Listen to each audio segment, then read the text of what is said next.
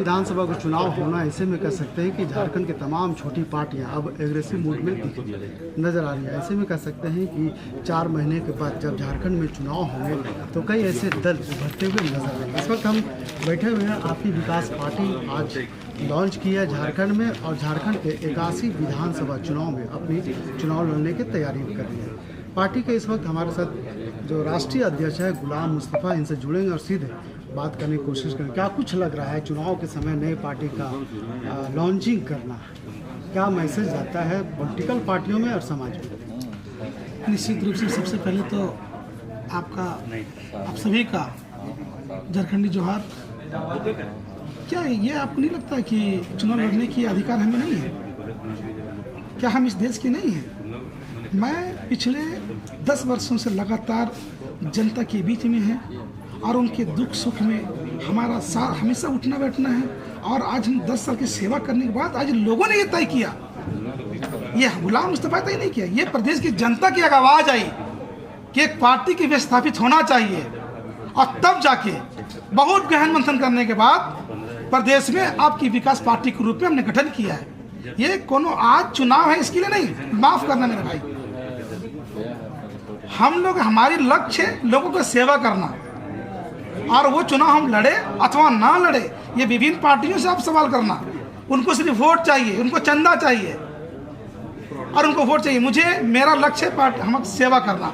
निश्चित रूप से आज लोग पूरे प्रदेश में आपकी विकास पार्टी को अब एक विकल्प के रूप में देख रहे हैं और आगामी 2024 के चुनाव में ये परिणाम दिखेगा आपको।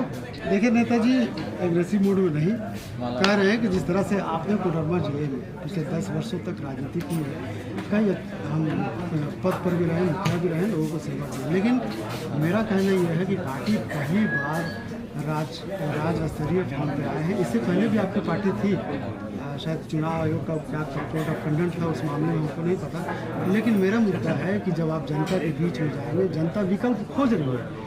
आपने देखा कि किस तरह से लोकसभा चुनाव हुए, लोकसभा चुनाव में जो अक़लियत थे वो मुद्दे उठाते नजर आए कि 14 में से 14 एक भी मुस्लिमों को टिकट नहीं मिला, तो विकल्प की तलाश है। ऐसे में क्या लगता है कि आपकी पार्टी इन सभी राष्ट्रीय पार्टी को जवाब देने के लिए झारखंड में पूरी तरह से तैयार है? निश्चित रूप से जो भी पार्टियाँ, चाहे कांग्रेस हो, जेएमएम हो, आरजेडी हो, इन्हें सिर्फ मुसलमानों की वोट को अपना जागीर समझ लिया है और वो बंधुआ मजदूर समझ लिया है। जैसे कि वैसी साहब ने सदन में कहा कि आज मुसलमानों को कॉन्डम की तरह यूज़ कर रहे हैं, इसको यूज़ करो और फेंक दो। आज यही हालत है।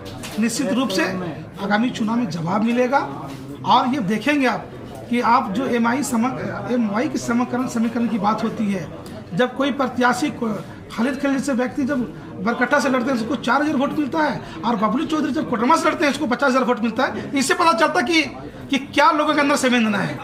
आज ऐसा अक्सर देखा जाता है कि सभी पॉलिटिकल पार्टियां जब विकास की बात होती है तो कुछ लोग जो समाज को होते हैं छूट जाते हैं, लेकिन चुनाव आते ही सभी को एमआई समीकरण, डीवाई समीकरण, सीवाई समीकरण, ऐसा क्या आखिर हालात बन जाते हैं चुनाव के समय? राजनीतिक पार्टियों क्या मजबूरी बन जाती है जो ये समाज को लोग याद आने लगते हैं? देखिए, विभिन्न पार्टियों का अपना अपना एक अलग आइडियोलॉजी है। उनको अपना फ़ायदा और नुकसान अक्सर देखता है, वो जनता की फ़ायदा और नुकसान नहीं देखती है, तब जाके वो अलायंस करता है।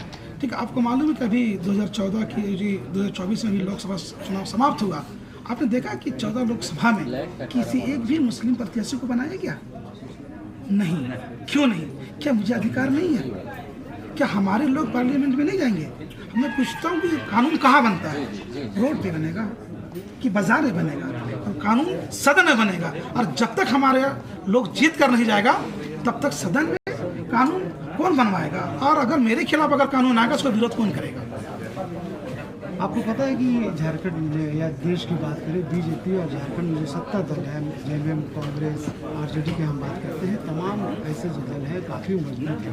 आपकी पार्टी इससे कैसे सामने होगी? मुझे झारखंड की 400 करोड़ जनता पर पूरा विश्वास है। सबने बारी बारी से सबको लोग देखे हैं और मुझे विश्वास है कि इस बार पार्टी जो लोग प्रदेश की जनता जो विकल्प खोज रहे थे, आज विकल्प के रूप में आपकी विकास पार्टी तैयार है। और मैं यकीन दिलाता हूँ आपके माध्यम से कि अगर मुझे पार्टी में, अगर सरकार में अगर अवसर प्राप्त हुआ या भागीदारी मिली तो निश्चित रूप से प्रदेश की दशा और दिशा बदल देंगे। जनता तो विकल्प खोज रही थी, आप तैयार हैं विकल्प देने के लिए, लेकिन मुद्दे क्या होंगे जनता के बीच में जाने के लिए? मुद्दे आपसे छुपा है क्या?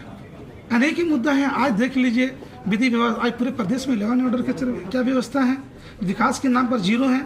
अभी आप देखा होगा कि पेट्रोल पे सब्सिडी आई थी, क्या है, सिर्फ कागज़े पे चल रही है।